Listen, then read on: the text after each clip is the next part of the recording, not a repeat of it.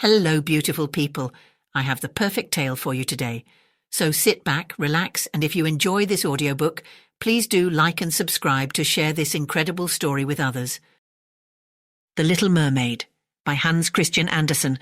Far out in the ocean, the water is as blue as the petals of the loveliest cornflower and as clear as the purest glass.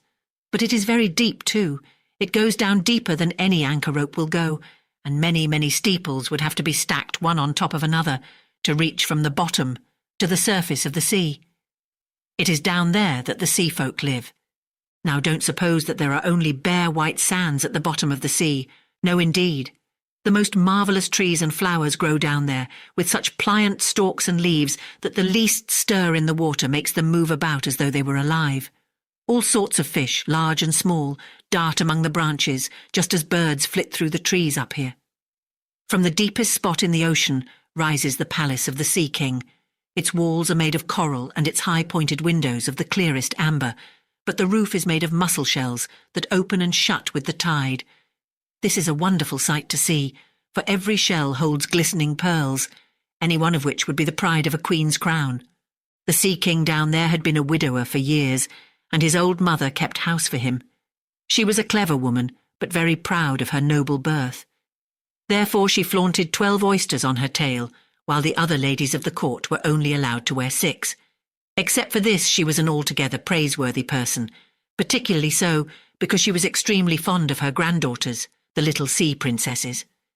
They were 6 lovely girls, but the youngest was the most beautiful of them all. Her skin was as soft and tender as a rose petal, and her eyes were as blue as the deep sea, but like all the others she had no feet. Her body ended in a fishtail. The whole day long they used to play in the palace, down in the great halls where live flowers grew on the walls. Whenever the high amber windows were thrown open, the fish would swim in, just as swallows dart into our rooms when we open the windows. But these fish now would swim right up to the little princesses to eat out of their hands and let themselves be petted. Outside the palace was a big garden, with flaming red and deep blue trees. Their fruit glittered like gold, and their blossoms flamed like fire on their constantly waving stalks. The soil was very fine sand indeed, but as blue as burning brimstone. A strange blue veil lay over everything down there. You would have thought yourself aloft in the air, with only the blue sky above and beneath you, rather than down at the bottom of the sea. When there was a dead calm, you could just see the sun, like a scarlet flower with light streaming from its calyx. Each little princess had her own small garden plot, where she could dig and plant whatever she liked. One of them made her little flower bed in the shape of a whale. Another thought it neater to shape hers like a little mermaid, but the youngest of them made hers as round as the sun, and there she grew only flowers which were as red as the sun itself. She was an unusual child, quiet and wistful, and when her sisters decorated their gardens with all kinds of odd things they had found in sunken ships, she would allow nothing in hers except flowers as red as the sun and a pretty marble statue. This figure of a handsome boy, carved in pure white marble, had sunk down to the bottom of the sea from some ship that was wrecked. Beside the statue, she planted a rose-coloured weeping willow tree, which thrived so well that its graceful branches shaded the statue and hung down to the blue sand, where their shadows took on a violet tint and swayed as the branches swayed. It looked as if the roots and the tips of the branches were kissing each other in play. Nothing gave the youngest princess such pleasure as to hear about the world of human beings up above them.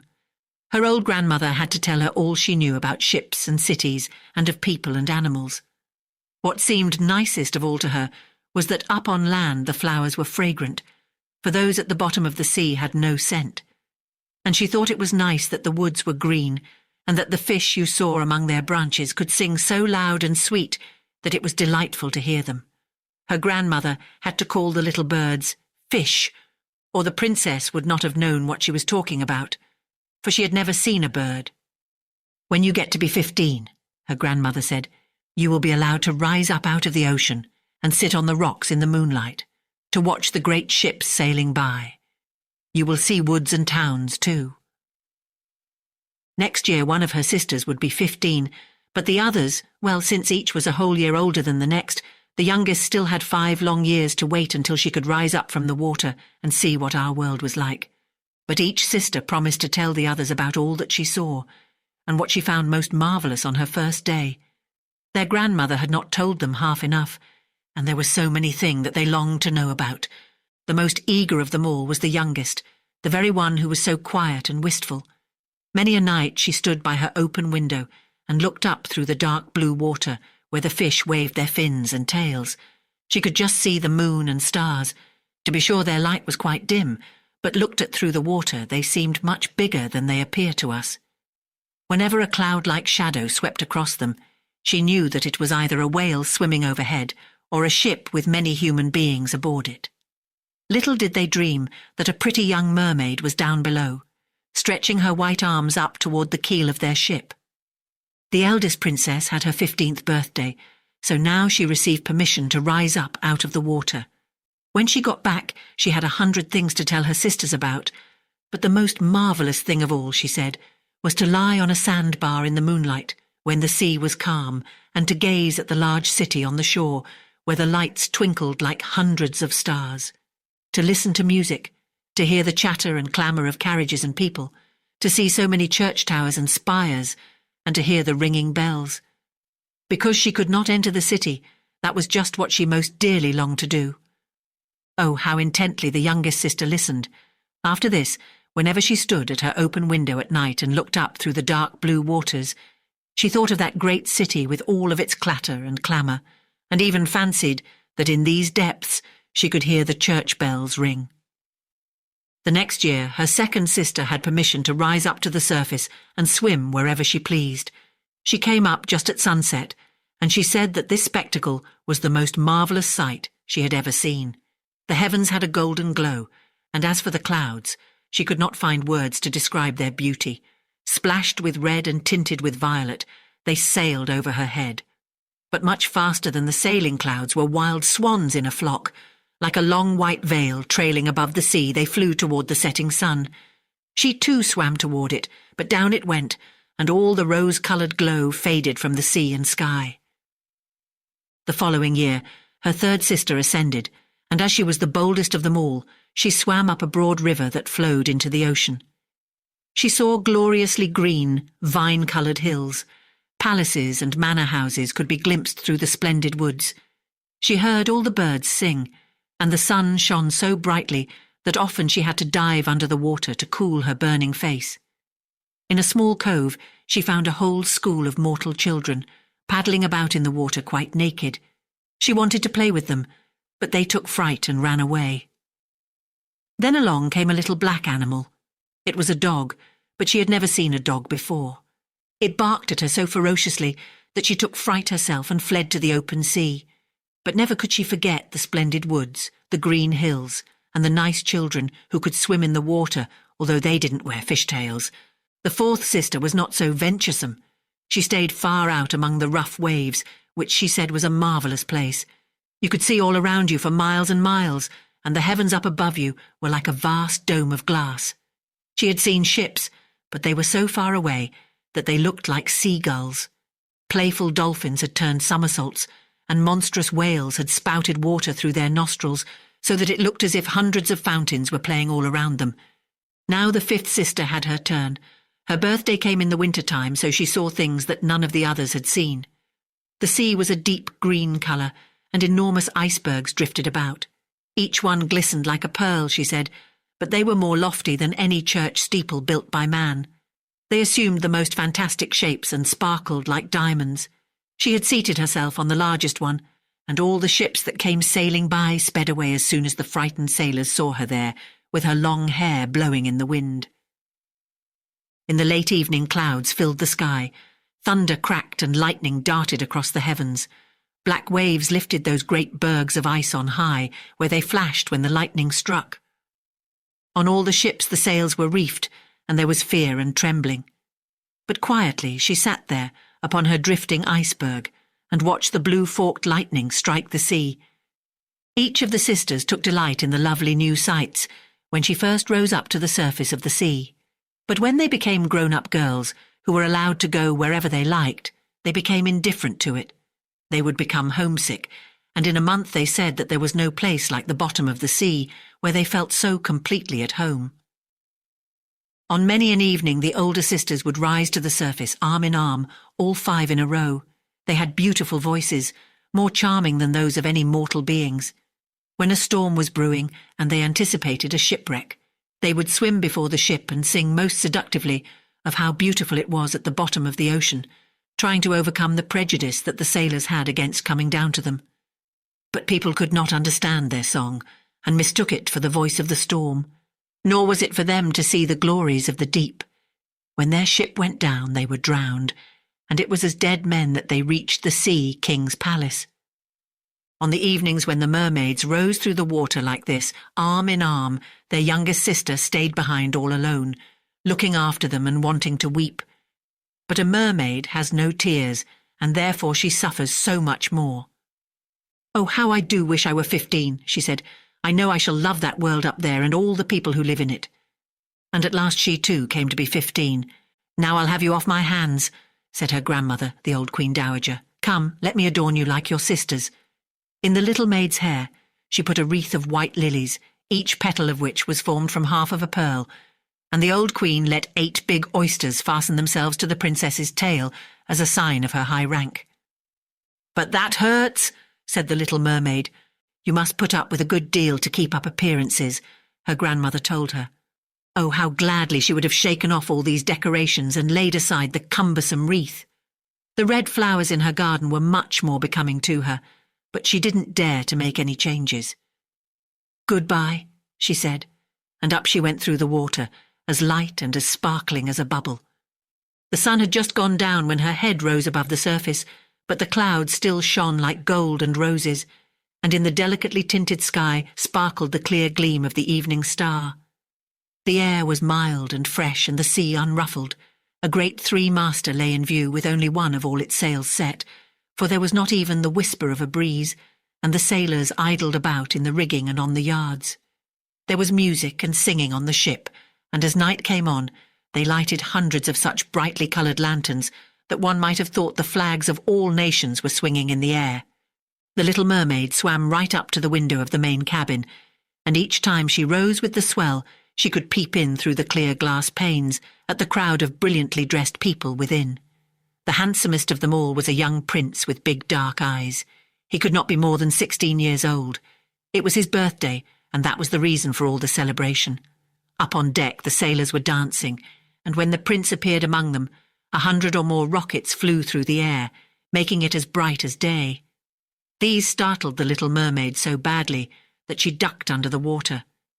But she soon peeped up again, and then it seemed as if all the stars in the sky were falling around her. Never had she seen such fireworks. Great suns spun around, splendid firefish floated through the blue air, and all these things were mirrored in the crystal clear sea. It was so brilliantly bright that you could see every little rope of the ship, and the people could be seen distinctly. Oh, how handsome the young prince was! He laughed, and he smiled and shook people by the hand, while the music rang out in the perfect evening. It got very late, but the little mermaid could not take her eyes off the ship and the handsome prince. The brightly coloured lanterns were put out, no more rockets flew through the air, and no more cannon boomed, but there was a mutter and rumble deep down in the sea, and the swell kept bouncing her up so high that she could look into the cabin. Now the ship began to sail. Canvas after canvas was spread in the wind, the waves rose high, great clouds gathered, and lightning flashed in the distance. Ah, they were in for a terrible storm, and the mariners made haste to reef the sails. The tall ship pitched and rolled as it sped through the angry sea. The waves rose up like towering black mountains, as if they would break over the masthead, but the swan-like ship plunged into the valleys between such waves, and emerged to ride their lofty heights. To the little mermaid this seemed good sport, but to the sailors it was nothing of the sort.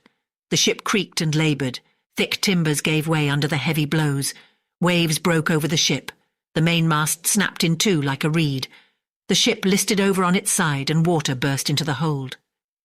Now the little mermaid saw that people were in peril, and that she herself must take care to avoid the beams and wreckage tossed about by the sea.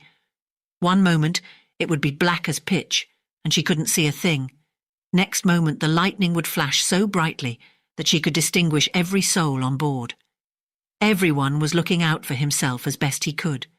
She watched closely for the young prince, and when the ship split in two, she saw him sink down in the sea. At first she was overjoyed that he would be with her, but then she recalled that human people could not live under the water, and he could only visit her father's palace as a dead man. No, he should not die.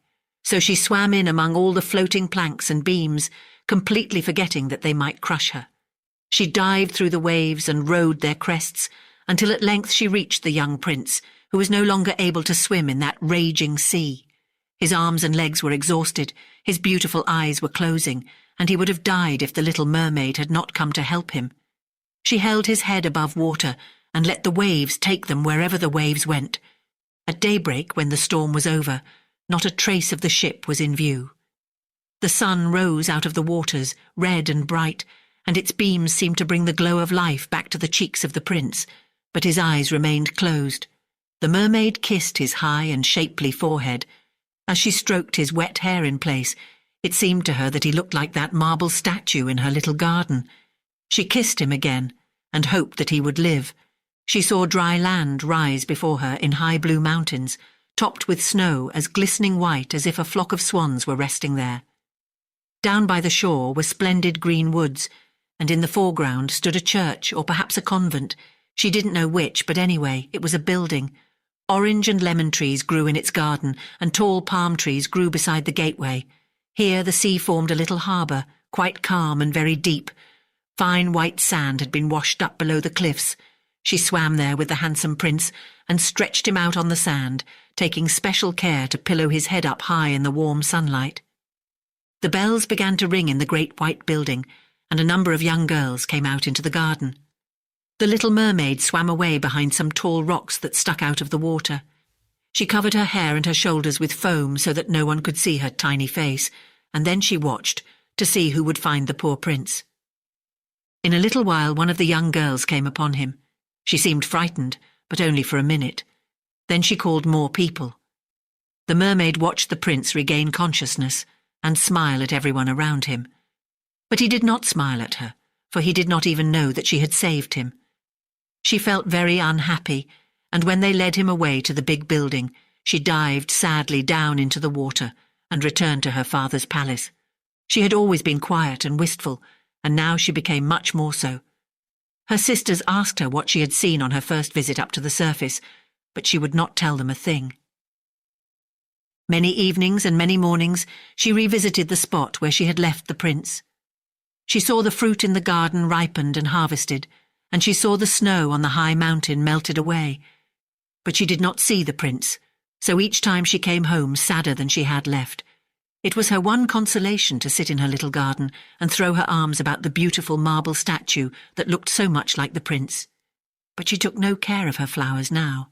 They overgrew the paths until the place was a wilderness, and their long stalks and leaves became so entangled in the branches of the tree that it cast a gloomy shade.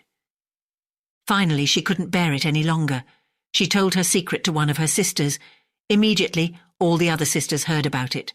No one else knew, except a few more mermaids who told no one, except their most intimate friends. One of these friends knew who the prince was. She too had seen the birthday celebration on the ship. She knew where he came from and where his kingdom was.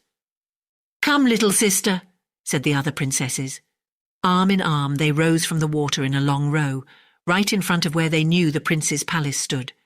It was built of pale, glistening golden stone with great marble staircases, one of which led down to the sea. Magnificent gilt domes rose above the roof, and between the pillars all around the building were marble statues that looked most lifelike. Through the clear glass of the lofty windows, one could see into the splendid halls, with their costly silk hangings and tapestries, and walls covered with paintings that were delightful to behold. In the centre of the main hall, a large fountain played its columns of spray up to the glass-domed roof, through which the sun shone down on the water and upon the lovely plants that grew in the big basin. Now that she knew where he lived, many an evening and many a night she spent there in the sea. She swam much closer to shore than any of her sisters would dare venture, and she even went far up a narrow stream, under the splendid marble balcony that cast its long shadow in the water. Here she used to sit and watch the young prince when he thought himself quite alone in the bright moonlight. On many evenings She saw him sail out in his fine boat, with music playing and flags aflutter. She would peep out through the green rushes, and if the wind blew her long silver veil, anyone who saw it mistook it for a swan spreading its wings. On many nights she saw the fishermen come out to sea with their torches, and heard them tell about how kind the young prince was. This made her proud to think that it was she who had saved his life when he was buffeted about, half dead among the waves, and she thought of how softly his head had rested on her breast, and how tenderly she had kissed him, though he knew nothing of all this, nor could he even dream of it. Increasingly, she grew to like human beings, and more she longed to live among them. Their world seemed so much wider than her own, for they could skim over the sea in ships, and mount up into the lofty peaks high over the clouds, and their lands stretched out in woods and fields farther than the eye could see. There was so much she wanted to know. Her sisters could not answer all her questions, so she asked her old grandmother, who knew about the upper world, which was what she said was the right name for the countries above the sea. "If men aren't drowned," the little mermaid asked, "do they live on forever? Don't they die as we do down here in the sea?" "Yes," the old lady said, "they too must die, and their lifetimes are even shorter than ours. We can live to be 300 years old, but when we perish we turn into mere foam on the sea, and haven't even a grave down here among our dear ones. We have no immortal soul, no life hereafter. We are like the green seaweed. Once cut down, it never grows again. Human beings, on the contrary, have a soul which lives forever, long after their bodies have turned to clay. It rises through thin air up to the shining stars. Just as we rise through the water to see the lands on earth, so men rise up to beautiful places unknown, which we shall never see." "Why weren't we given an immortal soul?" the little mermaid sadly asked. "I would gladly give up my 300 years if I could be a human being only for a day, and later share in that heavenly realm." "You must not think about that," said the old lady. "We fare much more happily and are much better off than the folk up there." "Then I must also die and float as foam upon the sea, not hearing the music of the waves, and seeing neither the beautiful flowers nor the red sun. Can't I do anything at all to win an immortal soul?" "No," her grandmother answered, "not unless a human being loved you so much that you meant more to him than his father and mother. If his every thought and his whole heart cleaved to you so that he would let a priest join his right hand to yours, and would promise to be faithful here and throughout all eternity, then his soul would dwell in your body, and you would share in the happiness of mankind. He would give you a soul, and yet keep his own. But that can never come to pass. The very thing that is your greatest beauty here in the sea, your fishtail, would be considered ugly on land. They have such poor taste that to be thought beautiful there, you have to have 2 awkward props which they call legs." The little mermaid sighed and looked unhappily at her fishtail. "Come, let us be gay," the old lady said. "Let us leap and bound throughout the 300 years that we have to live. Surely that is time and to spare, and afterwards we shall be glad enough to rest in our graves. We are holding a court ball this evening." This was a much more glorious affair than is ever to be seen on earth. The walls and the ceiling of the great ballroom were made of massive but transparent glass. Many hundreds of huge rose-red and grass-green shells stood on each side in rows, with the blue flames that burned in each shell illuminating the whole room and shining through the walls so clearly that it was quite bright in the sea outside. You could see the countless fish, great and small, swimming toward the glass walls. On some of them the scales gleamed purplish-red, while others were silver and gold.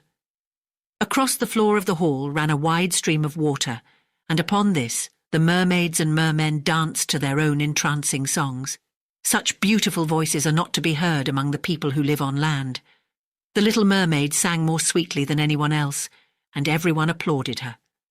For a moment her heart was happy, because she knew she had the loveliest voice of all, in the sea or on the land. But her thoughts soon strayed to the world up above. She could not forget the charming prince, nor her sorrow that she did not have an immortal soul like his. Therefore she stole out of her father's palace, and while everything there was song and gladness, she sat sadly in her own little garden. Then she heard a bugle call through the water, and she thought, "That must mean he is sailing up there. He whom I love more than my father or mother, he of whom I am always thinking, and in whose hands I would so willingly trust my lifelong happiness. I dare do anything to win him and to gain an immortal soul. While my sisters are dancing here in my father's palace, I shall visit the sea witch of whom I have always been so afraid. Perhaps she will be able to advise me and help me." The little mermaid set out from her garden toward the whirlpools that raged in front of the witch's dwelling. She had never gone that way before. No flowers grew there, nor any seaweed. Bare and grey, the sands extended to the whirlpools, where like roaring mill wheels the waters whirled and snatched everything within their reach down to the bottom of the sea. Between these tumultuous whirlpools she had to thread her way to reach the witch's waters, and then for a long stretch the only trail lay through a hot, seething mire, which the witch called her peat marsh. Beyond it, her house lay in the middle of a weird forest, where all the trees and shrubs were polyps, half animal and half plant. They looked like 100-headed snakes growing out of the soil. All their branches were long, slimy arms, with fingers like wriggling worms. They squirmed, joint by joint, from their roots to their outermost tentacles, and whatever they could lay hold of they twined around and never let go. The little mermaid was terrified and stopped at the edge of the forest. Her heart thumped with fear, and she nearly turned back. But then she remembered the prince and the souls that men have, and she summoned her courage. She bound her long, flowing locks closely about her head, so that the polyps could not catch hold of them, folded her arms across her breast, and darted through the water like a fish, in among the slimy polyps that stretched out their writhing arms and fingers to seize her. She saw that every one of them held something that it had caught with its hundreds of little tentacles, and to which it clung, as with strong hoops of steel. The white bones of men who had perished at sea and sunk to these depths could be seen in the polyps' arms. Ships' rudders and seamen's chests and the skeletons of land animals had also fallen into their clutches, but the most ghastly sight of all was a little mermaid whom they had caught and strangled. She reached a large muddy clearing in the forest where big fat water snakes slithered about, showing their foul yellowish bellies. In the middle of this clearing was a house built of the bones of shipwrecked men, and there sat the sea witch, letting a toad eat out of her mouth just as we might feed sugar to a little canary bird.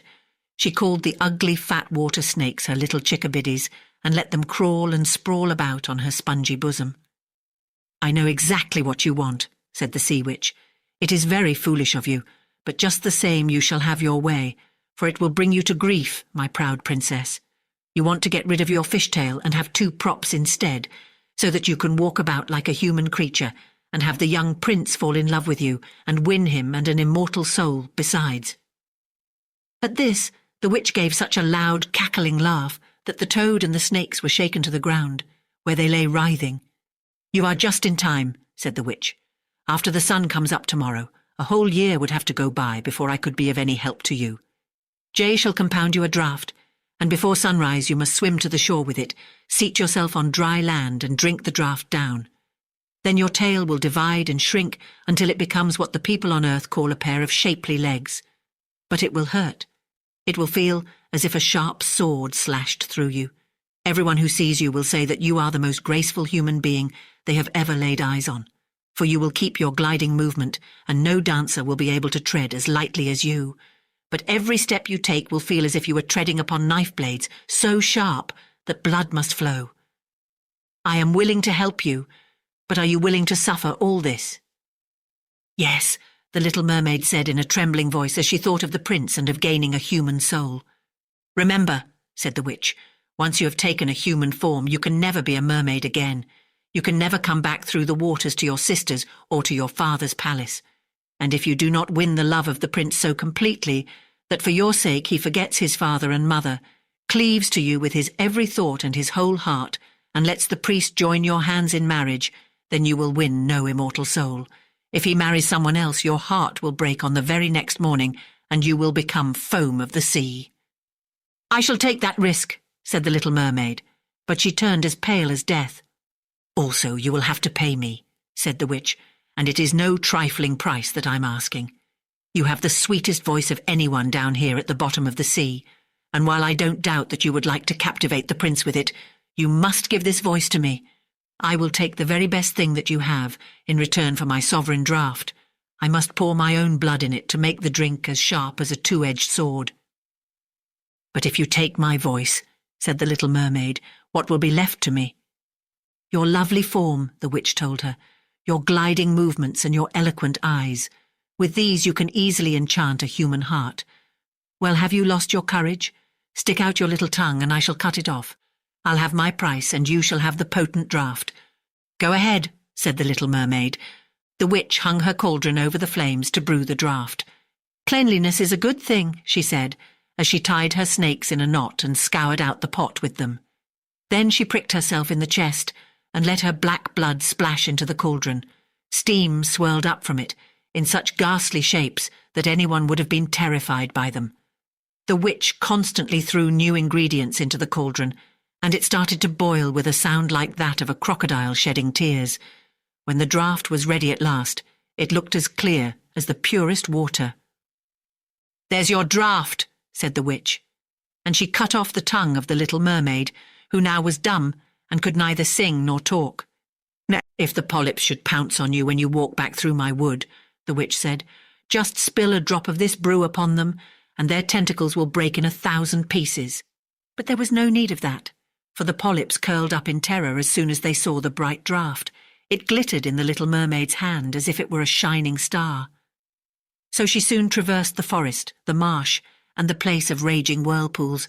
She could see her father's palace. The lights had been snuffed out in the great ballroom, and doubtless everyone in the palace was asleep, but she dared not go near them, now that she was stricken dumb and was leaving her home forever.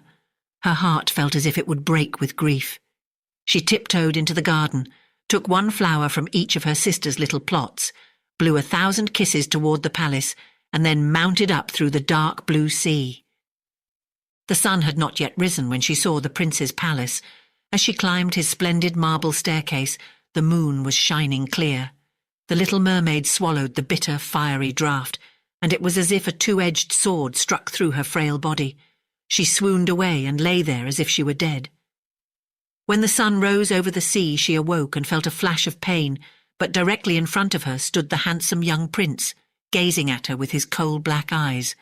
Lowering her gaze, she saw that her fishtail was gone, and that she had the loveliest pair of white legs any young maid could hope to have. But she was naked, so she clothed herself in her own long hair. The prince asked who she was and how she came to be there. Her deep blue eyes looked at him tenderly, but very sadly, for she could not speak.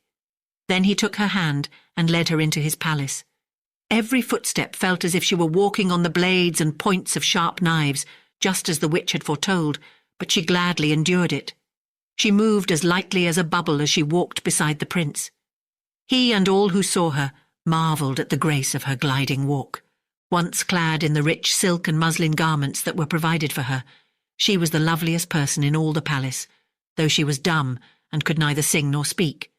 Beautiful slaves, attired in silk and cloth of gold, came to sing before the prince and his royal parents. One of them sang more sweetly than all the others, and when the prince smiled at her and clapped his hands, the little mermaid felt very unhappy, for she knew that she herself used to sing much more sweetly. "Oh," she thought, "if he only knew that I parted with my voice forever so that I could be near him." Graceful slaves now began to dance to the most wonderful music. Then the little mermaid lifted her shapely white arms, rose up on the tips of her toes, and skimmed over the floor. No one had ever danced so well. Each movement set off her beauty to better and better advantage, and her eyes spoke more directly to the heart than any of the singing slaves could do. She charmed everyone, and especially the prince, who called her his dear little foundling. She danced time and again, though every time she touched the floor, she felt as if she were treading on sharp-edged steel. The prince said he would keep her with him always, and that she was to have a velvet pillow to sleep on outside his door. He had a page's suit made for her, so that she could go with him on horseback. They would ride through the sweet-scented woods, where the green boughs brushed her shoulders, and where the little birds sang among the fluttering leaves. She climbed up high mountains with the prince, and though her tender feet bled so that all could see it, she only laughed, and followed him on until they could see the clouds driving far below, like a flock of birds in flight to distant lands. At home in the prince's palace, while the others slept at night, she would go down the broad marble steps to cool her burning feet in the cold sea water, and then she would recall those who lived beneath the sea, One night her sisters came by, arm in arm, singing sadly as they breasted the waves. When she held out her hands toward them, they knew who she was, and told her how unhappy she had made them all. They came to see her every night after that, and once far, far out to sea, she saw her old grandmother, who had not been up to the surface this many a year. With her was the Sea King, with his crown upon his head. They stretched out their hands to her, but they did not venture so near the land as her sisters had. Day after day she became more dear to the prince, who loved her as one would love a good little child, but he never thought of making her his queen. Yet she had to be his wife, or she would never have an immortal soul, and on the morning after his wedding she would turn into foam on the waves. "Don't you love me best of all?" The little mermaid's eyes seemed to question him when he took her in his arms and kissed her lovely forehead. "Yes, you are most dear to me," said the prince, "for you have the kindest heart. You love me more than anyone else does, and you look so much like a young girl I once saw, but never shall find again. I was on a ship that was wrecked, and the waves cast me ashore near a holy temple, where many young girls performed the rituals. The youngest of them found me beside the sea and saved my life. Though I saw her no more than twice, she is the only person in all the world whom I could love. But you are so much like her that you almost replace the memory of her in my heart. She belongs to that holy temple, therefore it is my good fortune that I have you. We shall never part." Alas, he doesn't know it was I who saved his life, the little mermaid thought. I carried him over the sea to the garden where the temple stands. I hid behind the foam and watched to see if anyone would come. I saw the pretty maid he loves better than me. A sigh was the only sign of her deep distress, for a mermaid cannot cry. He says that the other maid belongs to the holy temple. She will never come out into the world, so they will never see each other again. It is I who will care for him, love him, and give all my life to him. Now rumours arose that the prince was to wed the beautiful daughter of a neighbouring king, and that it was for this reason he was having such a superb ship made ready to sail. The rumour ran that the prince's real interest in visiting the neighbouring kingdom was to see the king's daughter, and that he was to travel with a lordly retinue. The little mermaid shook her head and smiled, for she knew the prince's thoughts far better than anyone else did. "I am forced to make this journey," he told her. "I must visit the beautiful princess, for this is my parents' wish, but they would not have me bring her home as my bride against my own will, and I can never love her. She does not resemble the lovely maiden in the temple as you do, and if I were to choose a bride, I would sooner choose you, my dear mute foundling with those telling eyes of yours." And he kissed her on the mouth, fingered her long hair, and laid his head against her heart so that she came to dream of mortal happiness and an immortal soul. "I trust you aren't afraid of the sea, my silent child," he said, as they went on board the magnificent vessel that was to carry them to the land of the neighbouring king. And he told her stories of storms, of ships becalmed, of strange deep-sea fish, and of the wonders that divers have seen. She smiled at such stories, for no one knew about the bottom of the sea as well as she did. In the clear moonlight, when everyone except the man at the helm was asleep, she sat on the side of the ship, gazing down through the transparent water, and fancied she could catch glimpses of her father's palace. On the topmost tower stood her old grandmother, wearing her silver crown and looking up at the keel of the ship through the rushing waves. Then her sisters rose to the surface, looked at her sadly, and wrung their white hands. She smiled and waved, trying to let them know that all went well and that she was happy.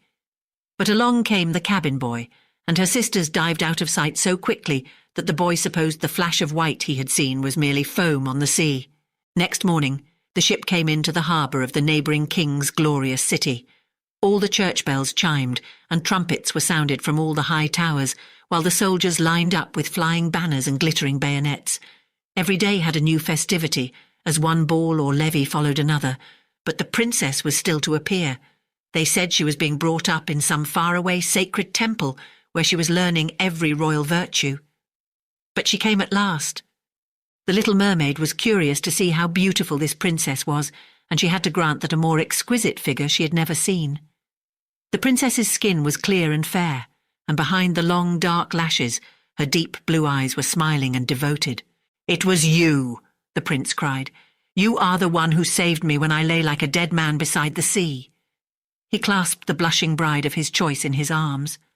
"Oh, I am happier than a man should be," he told his little mermaid. "My fondest dream, that which I never dared to hope, has come true. You will share in my great joy, for you love me more than anyone does." The little mermaid kissed his hand and felt that her heart was beginning to break. For the morning after his wedding day would see her dead and turned to watery foam. All the church bells rang out, and heralds rode through the streets to announce the wedding. Upon every altar, sweet-scented oils were burned in costly silver lamps. The priests swung their censers, the bride and the bridegroom joined their hands, and the bishop blessed their marriage. The little mermaid, clothed in silk and cloth of gold, held the bride's train. But she was deaf to the wedding march and blind to the holy ritual. Her thought turned on her last night upon earth and on all she had lost in this world. That same evening the bride and bridegroom went aboard the ship. Cannon thundered and banners waved. On the deck of the ship a royal pavilion of purple and gold was set up and furnished with luxurious cushions. Here the wedded couple were to sleep on that calm, clear night. The sails swelled in the breeze, and the ship glided so lightly that it scarcely seemed to move over the quiet sea. All nightfall brightly coloured lanterns were lighted, and the mariners merrily danced on the deck. The little mermaid could not forget that first time she rose from the depths of the sea and looked on at such pomp and happiness.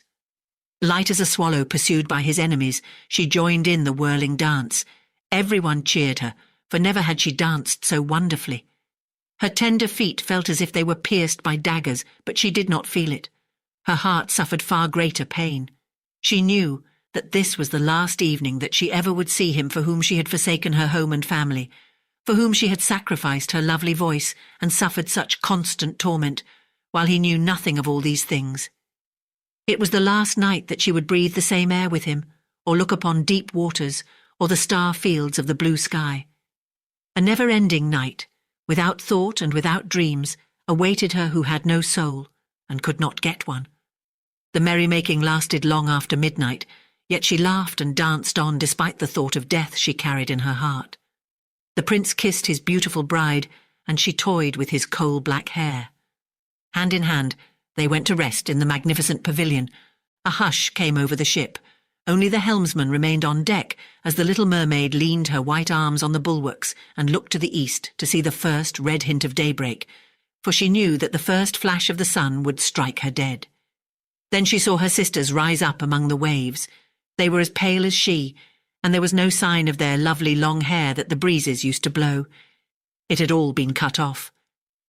"We have given our hair to the witch," they said, "so that she would send you help and save you from death tonight. She gave us a knife. Here it is. See the sharp blade. Before the sun rises, you must strike it into the prince's heart, and when his warm blood bathes your feet, they will grow together and become a fishtail. Then you will be a mermaid again, able to come back to us in the sea and live out your 300 years before you die and turn into dead salt sea foam. Make haste. He or you must die before sunrise. Our old grandmother is so grief-stricken that her white hair is falling fast, just as ours did under the witch's scissors. Kill the prince and come back to us. Hurry, hurry. See that red glow in the heavens. In a few minutes the sun will rise and you must die." So saying, they gave a strange deep sigh and sank beneath the waves. The little mermaid parted the purple curtains of the tent and saw the beautiful bride asleep with her head on the prince's breast. The mermaid bent down and kissed his shapely forehead. She looked at the sky, fast reddening for the break of day. She looked at the sharp knife and again turned her eyes toward the prince, who in his sleep murmured the name of his bride. His thoughts were all for her, and the knife blade trembled in the mermaid's hand. But then she flung it from her far out over the waves. Where it fell, the waves were red, as if bubbles of blood seethed in the water. With eyes already glazing, she looked once more at the prince, hurled herself over the bulwarks into the sea, and felt her body dissolve in foam. The sun rose up from the waters.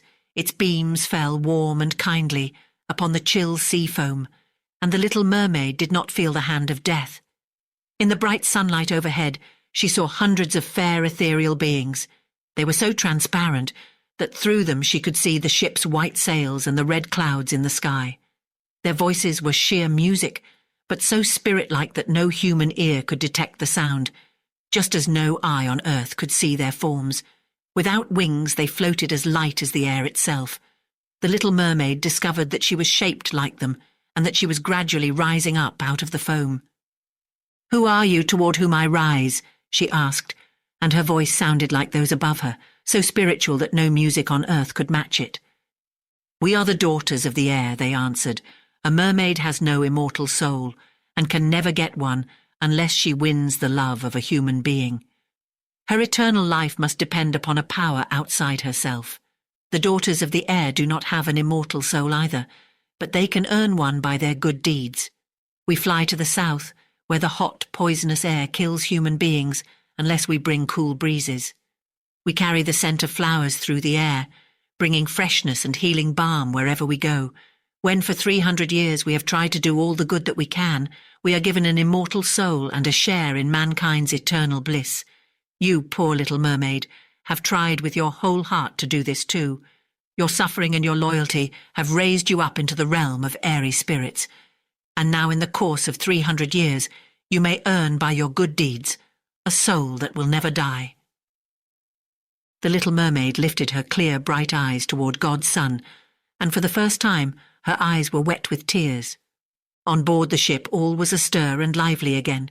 She saw the prince and his fair bride in search of her. Then they gazed sadly into the seething foam, as if they knew she had hurled herself into the waves. Unseen by them, she kissed the bride's forehead, smiled upon the prince, and rose up with the other daughters of the air to the rose-red clouds that sailed on high. "This is the way that we shall rise to the kingdom of God after 300 years have passed." "We may get there even sooner," one spirit whispered. "Unseen, we fly into the homes of men where there are children, and for every day on which we find a good child who pleases his parents and deserves their love, God shortens our days of trial. The child does not know when we float through his room, but when we smile at him in approval, 1 year is taken from our 300. But if we see a naughty, mischievous child, we must shed tears of sorrow, and each tear adds a day to the time of our trial." Thank you for listening. I hope you enjoyed this audiobook. If you did, please like, subscribe, and comment to help share this story with others. Take care of yourself, and come back soon for another terrific tale.